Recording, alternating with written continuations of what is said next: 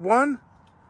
Hey guys, Rudy down at Johnson RV in Sandy, Oregon again. Here to show off the Leisure Travel Unity FX. This is a 2019, and look at my hoodie. I'm wearing one. It's from my good friend Ryan. He gave me this as a gift out of his sweet big heart. So here is a beautiful coach. I want to show you a couple things on the exterior.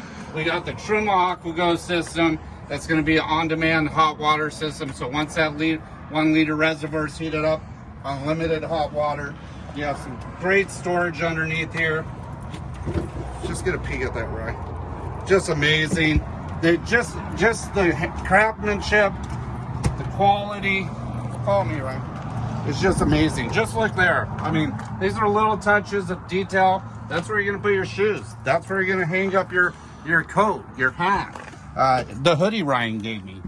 Over here, this is what a lot of people like is you got slide out in the living room.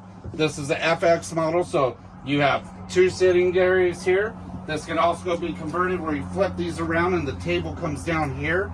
And then the back is a really good separation on this coach. So you got the L-shaped kind of couch here. There's a TV up here.